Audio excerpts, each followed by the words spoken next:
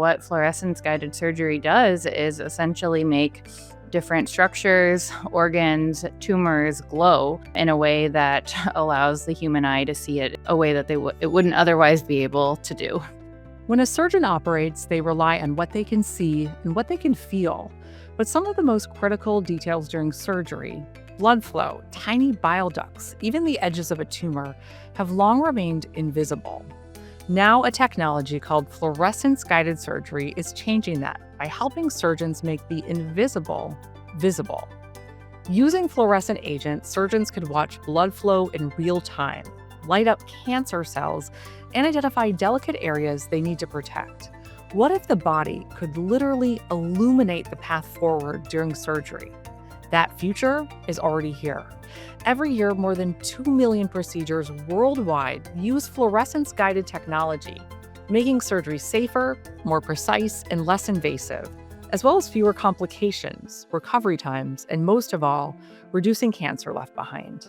Some of the most exciting advances are happening in pediatrics, where researchers push the boundaries of what this technology can do. That's what we're talking about on this episode of Tomorrow's Cure from Mayo Clinic, a podcast that brings the future of medicine to the present.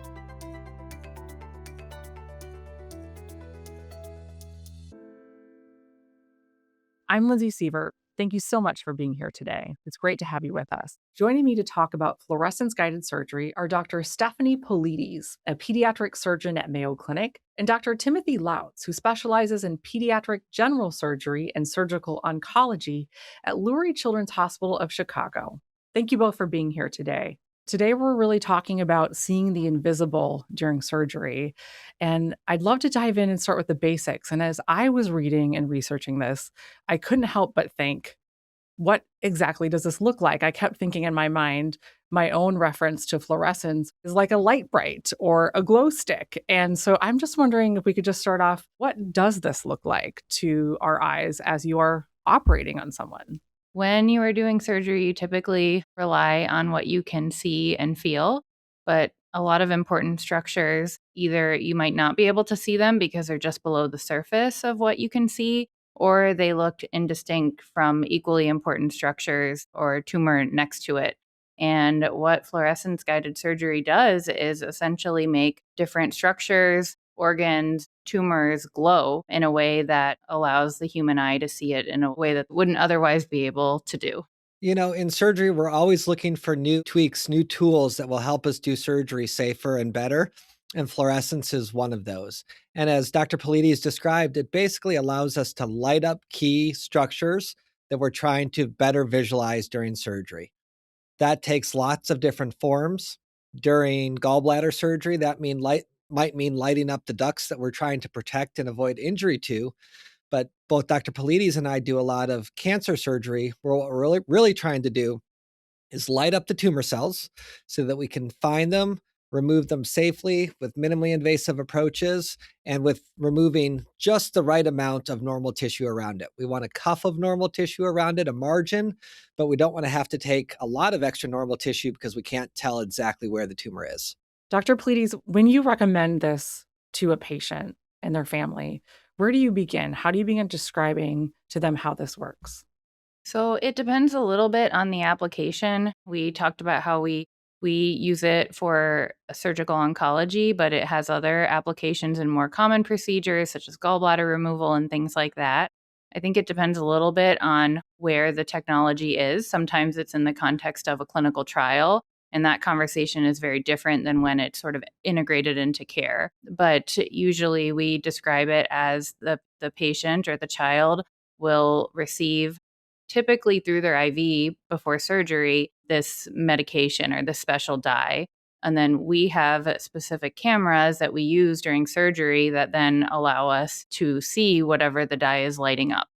And what would be an instance when a patient benefits from this type of surgery, Dr. Lautz? When would you recommend this course? Well, I recommend fluorescence in all sorts of different types of operation. So let's start with oncology, right? Because both Dr. Polides and I do a lot of surgery that focuses on cancer care for children. And these dyes offer great opportunity for us to be able to do better, safer, less invasive surgery.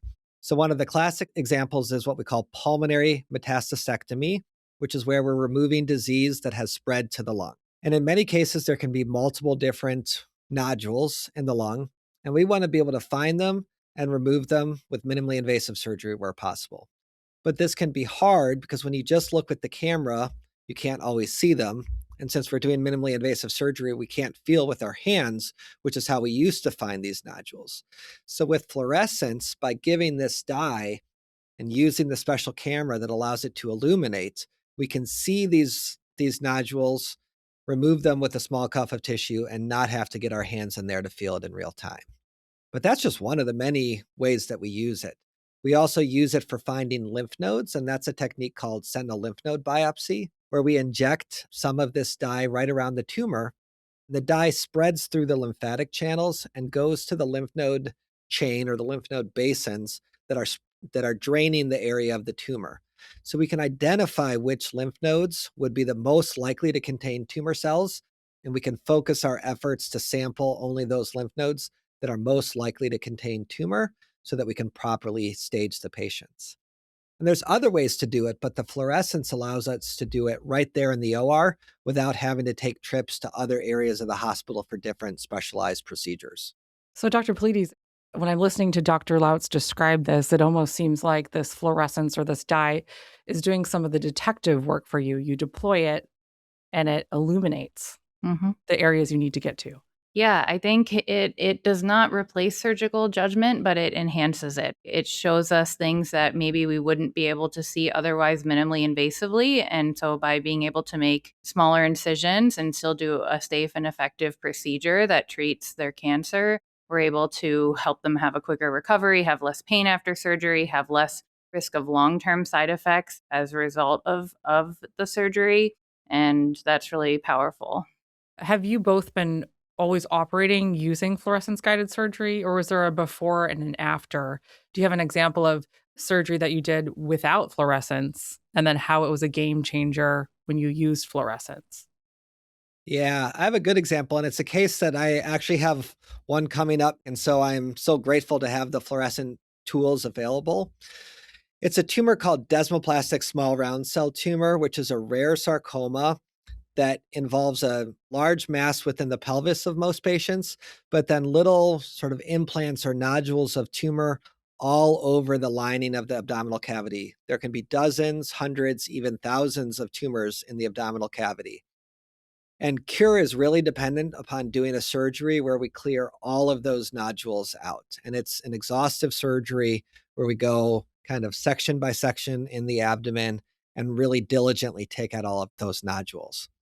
So having an added tool that helps us to make sure we're not missing any of those nodules is really, really valuable and is truly a game changer. And so with one of the new fluorescent molecules that we use, it really lights up these types of tumors. And so we can use it as sort of a final sweep or a final pass through the abdomen to make sure that we are not missing any of these nodules. So it really augments what we do with our standard visualization. So, with that final sweep, Dr. Polides, can you describe that in an instance when you thought you got everything, for instance, in the abdomen, and then you deploy the fluorescence and you see, oh my goodness, we got to go here? There are other types of cancers that occur in children where a similar instance happens in which using these fluorescent dyes helps us to find things that otherwise might have been left behind. One of them is a liver tumor that can occur in children, and it can also spread to the lungs. And then another one is a bone tumor that can occur in children and young adults and also has a propensity to spread to the lungs. There are instances where there are more spots than we know to look for based on the preoperative imaging. And having these dyes, which are increasingly targeted to those specific tumors, helps us make sure that we're not missing anything. One other aspect of fluorescence that is wonderful is it not only helps us to find things that we're looking for, like tumors, but it helps us to protect normal structures that are near the tumor or near other organs that we're operating on. So I'll give you a couple examples of that. With many of these cancer surgeries, the tumor can be very near the tube that goes from the kidney down to the bladder called the ureter. And that tube can be at risk for injury during these surgeries. But we have novel stents that can go from the bladder up these ureters, and they emit fluorescent light. So this is a little bit of a different application of fluorescence where it's not a medicine given through an IV, but it's a stent that directly emits the fluorescent light, and it makes this tube glow right there on our screen so that we can see it clearly and protect it. There's a similar use of fluorescence in gallbladder surgery, which is one of the most common operations performed in the country. And one of the risks, which is rare but can occur in about 1 in 1,000 patients, is to injure the main bile ducts, those that drain the bile from the liver into the intestine.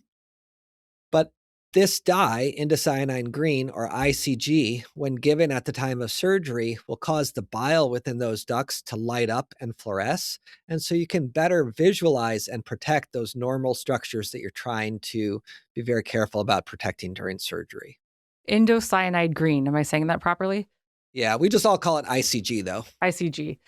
So when you see the ICG that you described glows or lights up on the screen, can you bring us in? What exactly does that look like to you?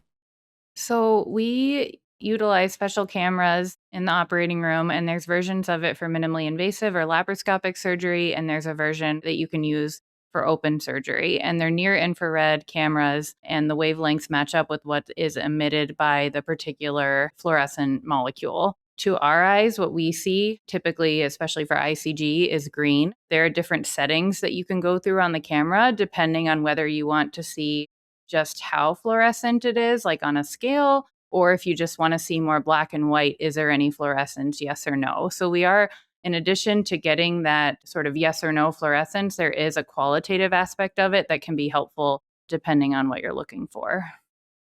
So you both, as pediatric surgeons, are seeing this on a screen as you're operating inside someone. It's magnified for you as well. That's right. Even when we're doing open field surgery where we have an incision, we still are looking at the fluorescence on a screen. How long have you both been using this as a tool? Fluorescence guided surgery has existed for a while, but it's really accelerated, in the past decade or so? Yeah, I would say fluorescent agents were originally utilized for not even surgical approaches. It was used to measure cardiac output or how much the heart is pumping, for example. I believe the initial uses within surgery were in soft tissue surgery, and that really accelerated about 10 years ago when initial commercially available cameras that would detect the fluorescence became available. And then I think it was used to look at perfusion or how much blood flow is going to the ends of tissues. And then it was realized that the potential uses could be much greater than that. And then we began using it to look at bowel anastomoses or connections between intestines to make sure the blood flow to that connection is adequate, because that's really important for it healing and for patients not having complications. And then it was realized that the ICG, which is excreted in the bile from the liver, then has a significant role in the care of liver tumors. That was the initial use within pediatric surgical oncology, was for hepatoblastoma. And then it has extended subsequently. And now we are working with these second generation agents, as Dr. Lautz discussed, which are more targeted. Yeah, the history of this drug is interesting. It was actually developed in the 1950s by the Kodak Eastman Company.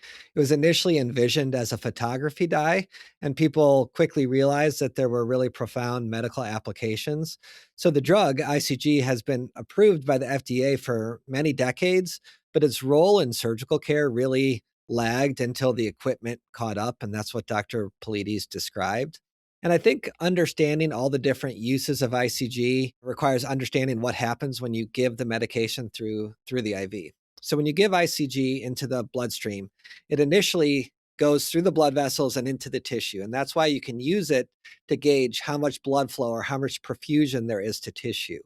And that's used, as Dr. Polides described, for things like assessing whether a loop of intestine is well perfused during surgery, or a flap is well perfused during plastic surgery. And then after a couple of minutes, the ICG in the bloodstream gets cleared by the liver into the bile. So that's why you can then use the same medicine to begin visualizing the bile during things like gallbladder surgery. And then after that, it stays retained in some abnormal tissue like tumor tissue, which is why you can also, in more of a delayed phase, use ICG to visualize things like tumors. Yeah, I'm just trying to even visualize or process myself that this substance that was developed for film, used to process film, can also be processed within your body. I mean, it's just kind of astounding, honestly. Yeah. It's just a basic dye, is what it is. Do you remember the first fluorescence guided surgery that you did? Do you remember the first time you used it and your own aha moment? Mine was very simple. Mine was just a gallbladder surgery. And, I think the key to introducing any new technology into your practice is to start simple and start, with success. And so I started with a gallbladder surgery where I knew I could do the surgery safely with or without the dye, but having that extra kind of belt and suspender of the dye really helped reassure me that I was seeing the anatomy correctly. And I can absolutely remember the first time I flipped the camera on and saw the green fluorescence and said, wow, this just makes my job easier. I remember the first times that I used it for pediatric cancer surgery, being able to have that added information to both personalize the operation and have one extra piece of data that is helping you ensure that you are removing all of the tumor and that you are taking as little as the healthy tissue as possible felt like a game changer. And then, using it to do a procedure minimally invasively and with a few small incisions that a patient is going to be able to recover from in a few days, as opposed to a larger incision that may take weeks to recover from and cause a lot more pain, that's also a game changer. You both have described so wonderfully the concept and how this works and the history and where it's headed, how it's accelerated in the past decade. I'd love to focus now on today and where fluorescence guided surgery is really being used. I know there's three main areas. And Dr. Lautz, love to start with perfusion assessment. Can you explain what that is and why it matters to see blood flow during surgery? Yeah, it sounds so basic, right? Like it's just blood flow, but blood flow is key to all surgery. It's key to how all the tissue is going to heal. And so there's many different ways that we use ICG and fluorescence guided surgery to assess blood flow. I'll describe two ways that I use it very commonly in practice right now. One is during intestinal surgery. Whenever we do intestinal surgery, we're relying on the fact that the two ends of the intestine, the small intestine or the colon, that we're putting together, that they have good blood supply to those ends. Because if they don't have good blood supply to those ends, there's a risk of the connection not healing correctly, which is called an anastomotic leak.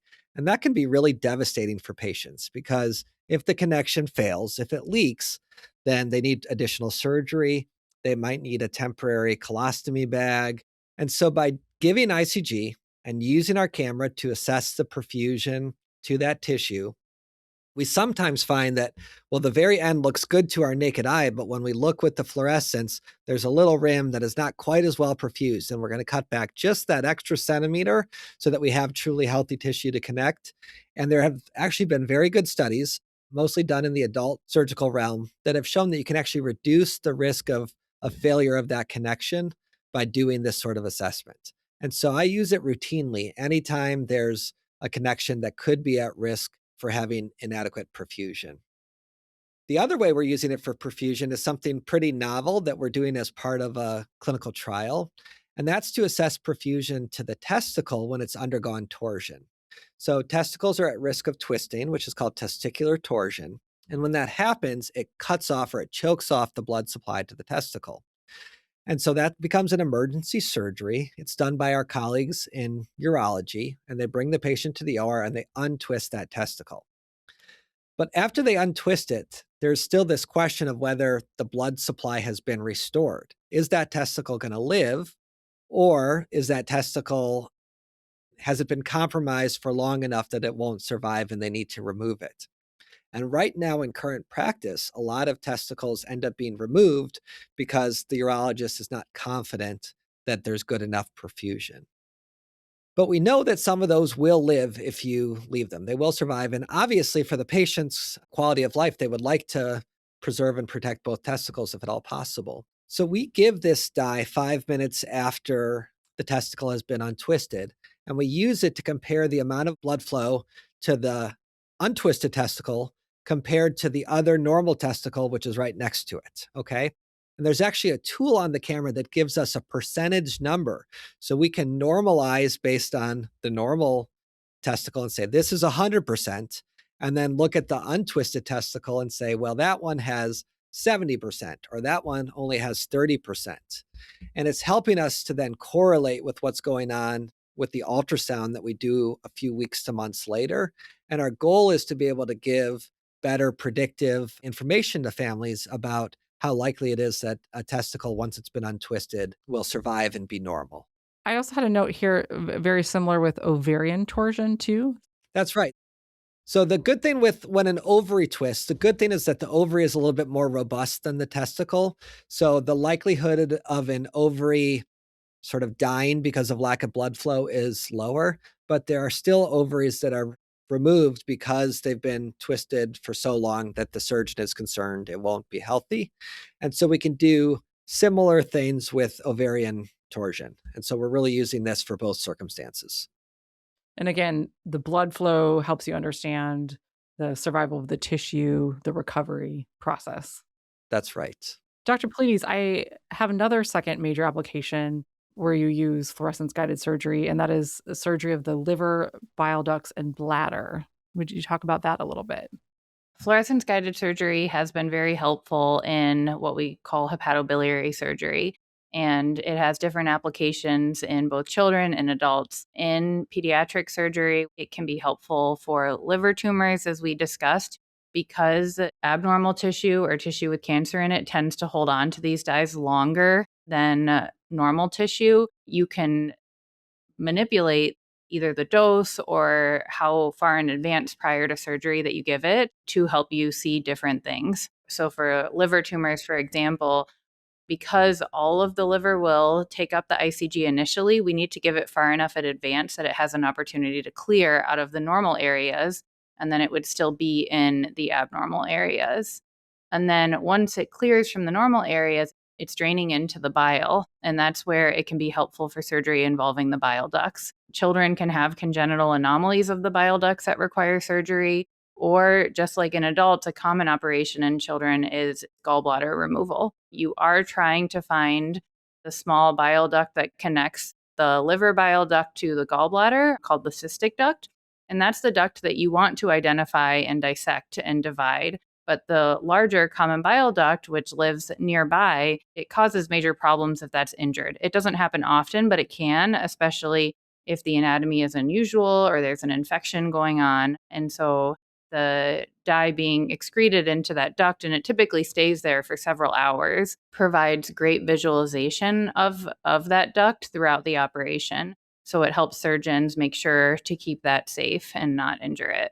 You said the fluorescence stays there for several hours, so it's a very reliable way. You're not kind of working against the clock in these situations, thinking that the fluorescence will evaporate or be processed by the body.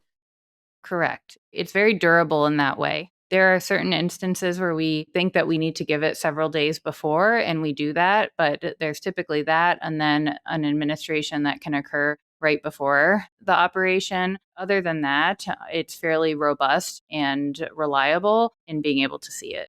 There is a little bit of art form of dosing the medications for this just in general, because how we use it when we're assessing perfusion is different than how we use it when we're looking for the bile ducts during gallbladder surgery, which is different than how we use it when we're trying to detect cancer. And so, there is a skill to understanding the nuances of when and how to give it depending on the different application. There's a rare pediatric condition called biliary atresia where fluorescence is being used in innovative ways. Can you tell us more about that? Children can be born with a condition called biliary atresia, and that's where the main bile duct that drains the liver and drains bile from the liver into the intestines didn't form properly, and the bile can't drain. And the premise of the operation that babies undergo to address this is that you actually cut back into the liver where the bile duct is supposed to be coming from until you see bile flowing. And then you connect a piece of intestine up to the liver so that the bile can drain directly into the intestine. It sounds like it should be easy to see that bile clearly with your own eyes, but with this particular condition, it can be very challenging to see that bile. And sometimes you're having to make connections without really seeing it. And so the ICG has the potential to help us visualize when we've achieved bile drainage, and that's when you would make the connection to the intestine. There's major implications on whether the liver can effectively drain bile or not. When it cannot occur, then those children require a liver transplant, sometimes in the near future and sometimes longer down the road. And so we want to help children keep their native liver whenever possible. Yeah, and during that surgery, you're looking for just a couple of drops of bile to tell you that you found the right spot, that you found the Holy Grail, and seeing it light up with the fluorescence can be really helpful. But then there's also something cool that you can do postoperatively to help you better understand whether the procedure has worked or whether the patient might still need a liver transplant. And that actually involves looking at the diapers to see if they fluoresce. Because if you've given this medicine and it's processed in the liver, and if your new connection is working, then the green dye should be going through the intestine into the stool. And so we actually take those diapers a couple days after surgery and we look with the fluorescent camera to see if they have dye in it. And that can be one of the strongest predictors of whether the operation has and will work. That's fascinating. So, Yeah. so you tell the parents of these little babies, like, hey, need to see your diaper. We promise it's for good reason. Yep.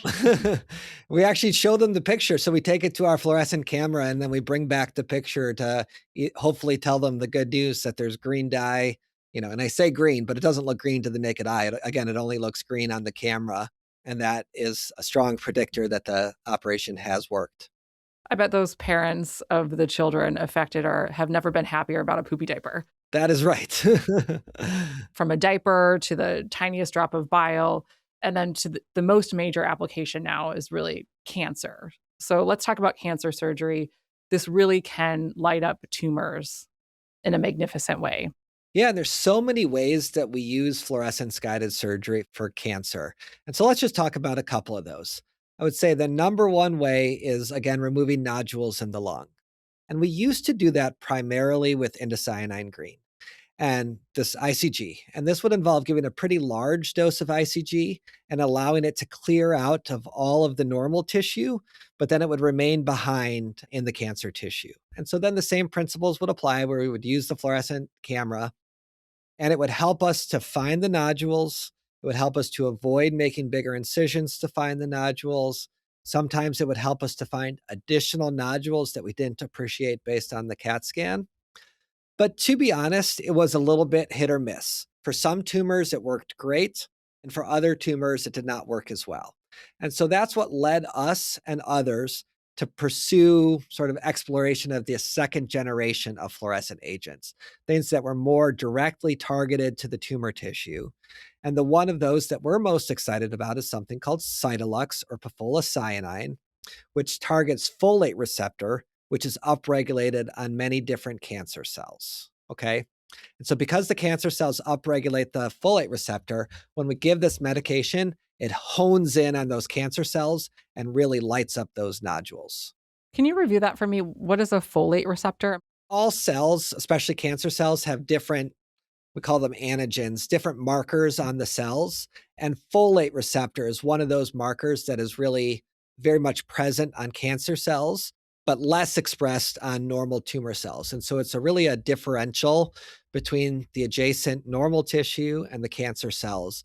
And so when we give this antibody that targets the folate receptor, it really very selectively goes to the cancer cells.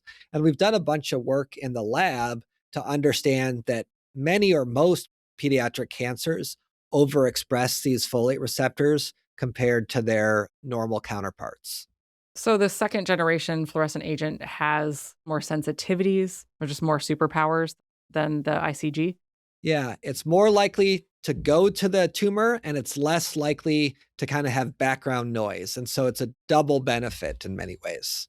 This is what's so exciting about fluorescence guided surgery is it's helping us, just like different medications are becoming more precise and more tailored to patients' individual biology and genetics. We're doing the same with surgery, and you're incorporating the individual biology of the different tumors into the surgical care. And it just allows us to be more targeted and more precise.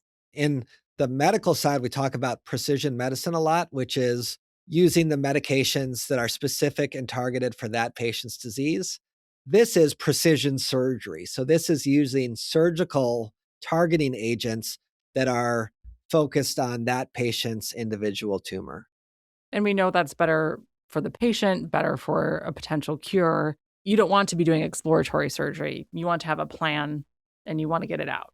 Yeah, and in children especially, it is critical to remove these tumors. Surgical resection is a pillar of treating most common childhood solid tumors. But at the same time, you want to preserve normal anatomy in a way that will allow them to grow and develop and have and do everything they want to do as a child and as an adult. And so being able to do an effective cancer surgery while not causing harm and not causing limitations of their activities and functioning long term, that's just as important. And fluorescence guided surgery, both by illuminating the tumors or illuminating different structures that we want to protect when we're doing cancer surgery, helps us do that better. Dr. Polides and I are also the only two investigators and the only two sites currently investigating a really cool new fluorescent agent where we're doing the first in children studies on this new drug for this purpose. And when you say a cool new fluorescent agent, you mean the actual substance that lights up the structures? That's right. Yes. Okay. Fluorescent guided surgery kind of developed out of this drug called indocyanine green, or ICG, which has a bunch of different uses. But what's been really exciting in the past decade or so is what we call second generation fluorescence, where there are new agents that are more specific and more targeted. And one of those agents, called Cytolux, is now approved for use in adults for ovarian cancer and for lung cancer.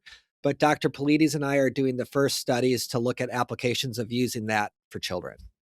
Wonderful. So you are conferring on this in real time. Correct. Yeah. Absolutely. You both are working on clinical trials and research right now as we speak. Is this exactly what you're exploring together? Yeah.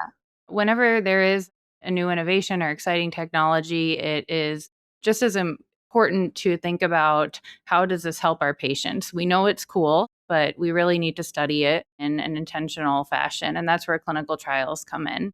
In pediatric cancer and other pediatric conditions, they are inherently rare. And that's where collaboration between surgeons and between institutions, so that we can do high quality clinical research to know if and how these innovations help our patients, is really important.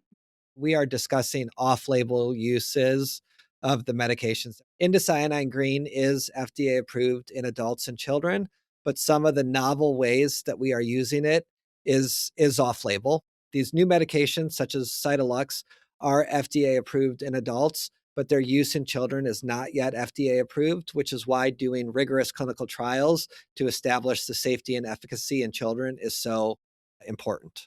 That's what you're trying to figure out now. You're going there, but you're making sure you do that with efficacy and safety.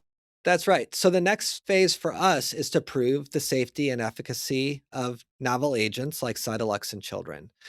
So Dr. Polides and I have kind of cousin trials going on right now to establish that. And what it involves is giving Cytolux medication at a pediatric appropriate dose for children who have tumors that have spread to the lung, and then assessing how much the fluorescent camera helps us to find, identify, and safely remove those nodules. So the way we do it is we start by looking without the benefit of the fluorescent camera. So we take an initial look in the chest with the standard camera that doesn't visualize the fluorescent dye at all, and we see how easily we can find those nodules, and we make note of that. And then we switch to the fluorescent camera, turn that mode on, and we see the difference in what we can see and find with that. And we're trying to essentially establish if we can visualize nodules with the fluorescent camera that we can't see with the standard white light camera. But then we're taking it a step further, and we're taking the nodules that come out and we're correlating the findings on the fluorescence with what we see under the microscope.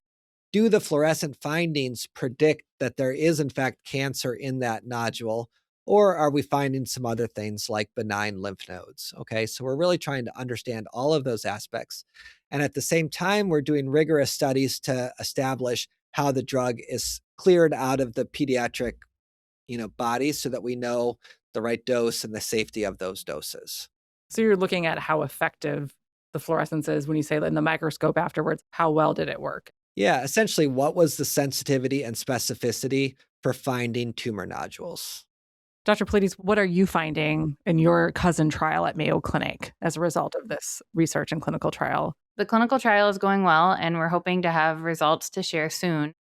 There is a slightly different aspect about the study that we're doing where we are looking at tumors that have spread to the lung, but we're also looking at primary tumors. So, this would be the original sites of tumors, maybe before they've spread to the lung and other parts of the body, such as the abdomen.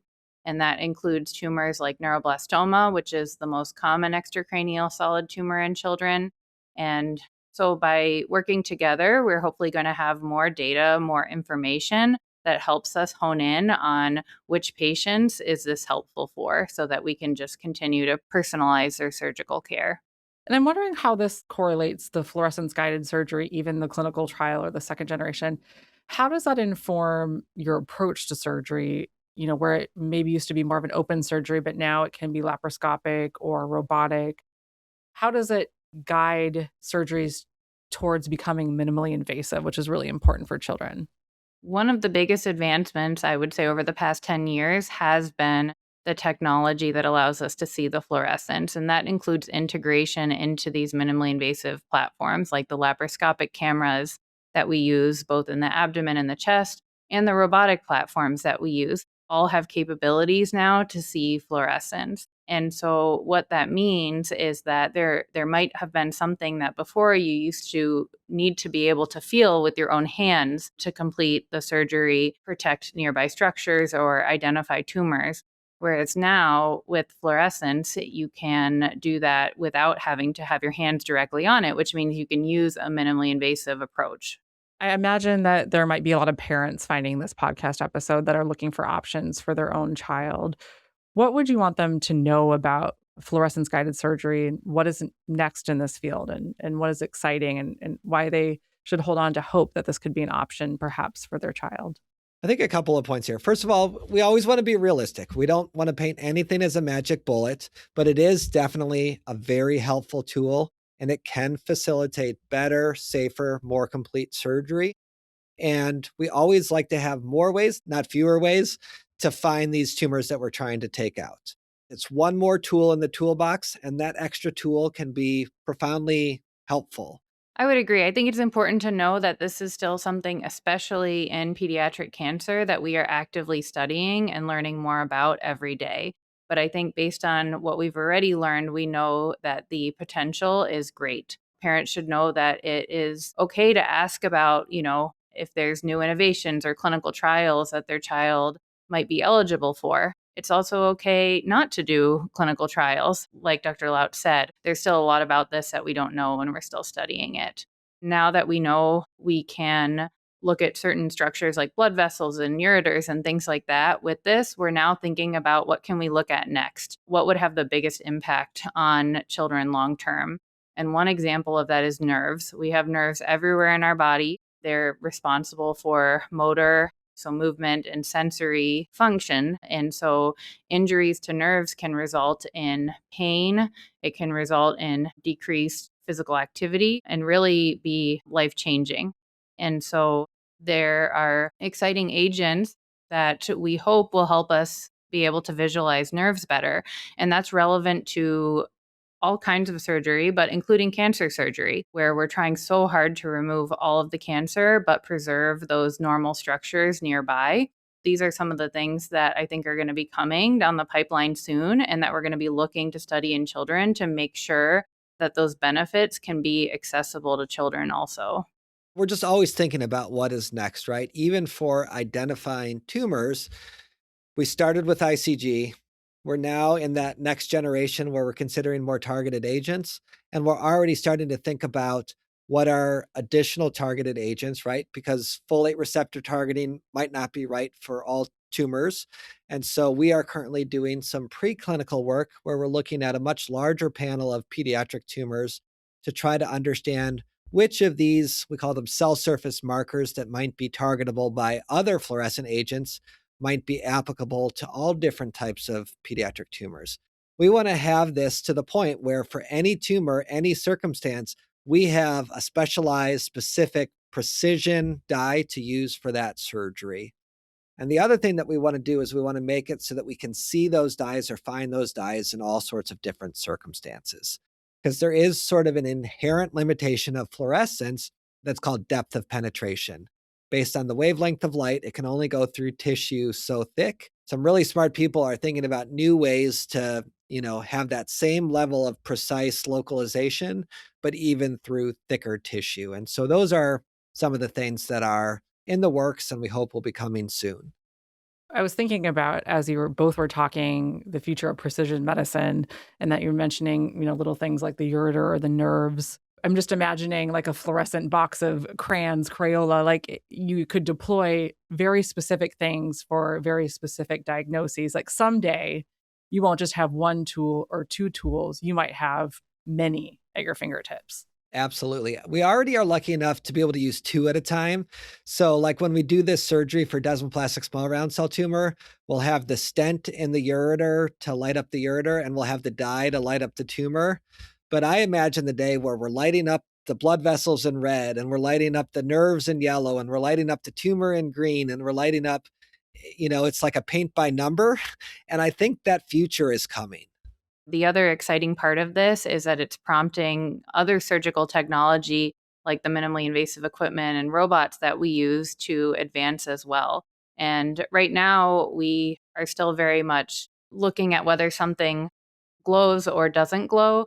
But in the future, I could see these computers, which are very powerful and integrated into these robotic and laparoscopic systems, being able to tell us, well, how fluorescent, and potentially being able to pick up on fluorescence that the naked eye can't see. And this is where new artificial intelligence and computer vision technologies really have a lot of potential. We're not there right now, but I think we're going there very soon.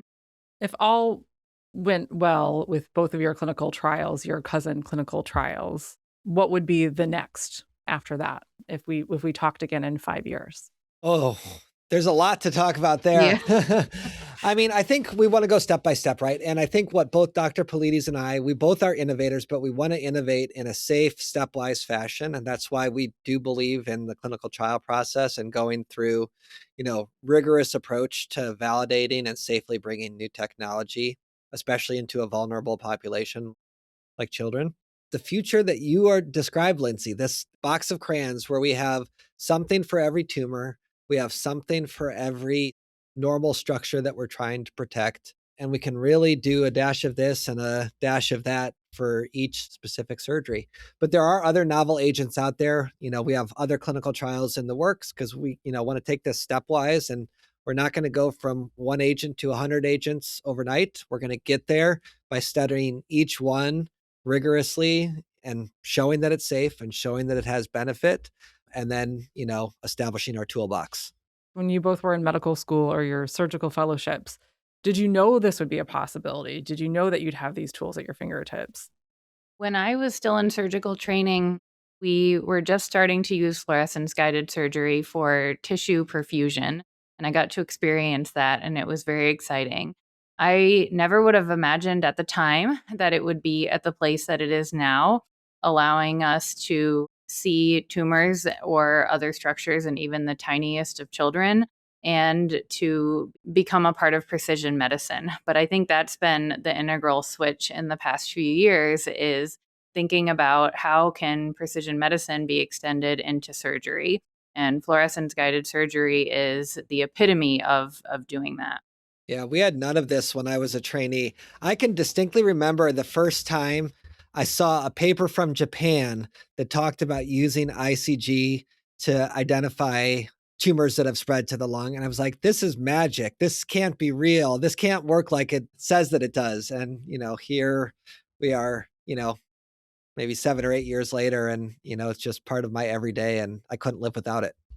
Well, since our show is called Tomorrow's Cure, I just wanted to ask both of you to really speak to the people who might be finding this show, who are really looking for that. They're looking for a cure. They're looking for any glimmer of hope. And I'm just wondering if you could speak to what gives you hope in your field right now, what gives you hope when it comes to fluorescent guided surgery, what keeps you going, and how would you extend that hope to someone who might be listening? I love that question, Lindsay. And, in my mind, it's one step at a time, right? Like this progress in cancer surgery and cancer care, it doesn't come with one, you know, quick generational change. It comes from lots of little tiny steps. And I think this is where we can help. It's getting 20% better at finding these nodules so we can get them out and do safer, better surgery. It's finding those little 1 or 2 millimeter nodules that with the naked eye you would miss and would one day, keep growing and become, a larger tumor that would cause problems. And so for me, it's all about the baby steps and it's all about the progress that we can make working together, trying to get a little bit better with each surgery that we do and develop new tools that help us achieve that. I think like what Dr. Laut said about going step by step is really important and taking these baby steps to make things incrementally better. And I think the important thing though is that we are moving forward and we are taking those steps. We're not satisfied to do things exactly how we were doing them 5 to 10 years ago. I hope that that gives families hope that we are working on better treatment options for them. And I hope that someday, children may not even need surgery for cancer, but if they do, it can be done minimally invasively. It can be done completely so that it doesn't come back. Well, it's so great to talk to you both today. Thank you, guys. Tomorrow's Cure is a production of Mayo Clinic with production help from The Podglomerate. Be sure to follow Tomorrow's Cure wherever you get your podcasts. And if you liked today's episode, please like and subscribe. I'm Lindsay Sievert. Thank you so much for being with us.